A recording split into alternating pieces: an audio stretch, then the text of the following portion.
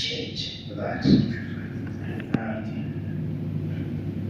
With misinformation, and because of just how AI kind of catalyzes these things, as you know, these platforms are no longer managed by people. Majority of the pieces are managed by technology. Is that misinformation flagged is viewed 13 more times often than the correction.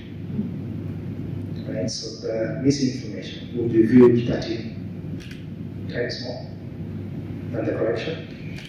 So it means misinformation is, the platforms are built to spread more negative news, more misinformation than positive or correct news. So just, this is why I kept on saying, as much as you get excited, maybe these platforms are not the correct ones to engage. All I'm saying is media, you have an opportunity to think about how you recalibrate your business.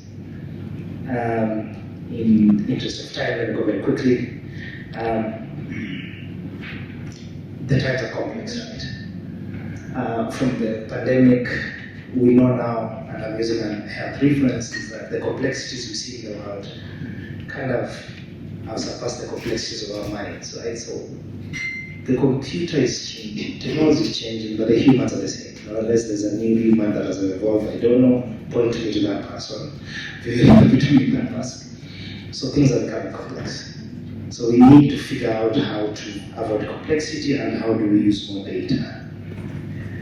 I think close to home in terms of a very specific use case, and I'm sure you've heard of Jacaranda Health, this is Catherine and a couple of friends of mine, is that sometimes you can use this very complicated technology to solve a very real, ordinary problem. Things around maternal health care, I'll leave the slide so you can see what they've been able to do. Using AI, as complex as it is, being able to drive information in simple feature forms. So you don't need a smartphone, again, to use artificial intelligence. What AI has done is simple. Being able to use prompts as text messages that are able then to guide a woman around the questions they're asking around maternal health. And this is the simplest form of AI.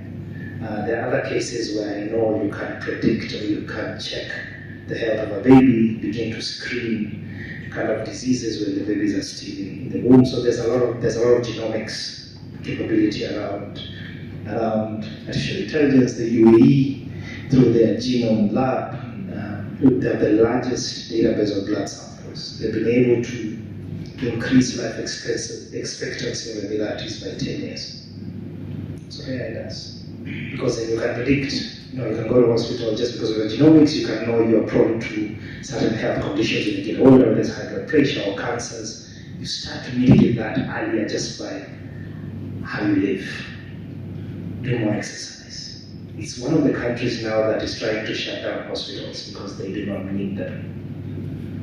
Because they can predict a lot of these things. And so create a predictive regime for healthy living. And so with artificial intelligence, you can actually do that. Also because you can do very custom therapies. When you go to hospital, for us, it's a universal. It's universal. The same treatment you get is the same treatment I get. But with AI, because of the different genomics, they've been able to customize therapies for different people.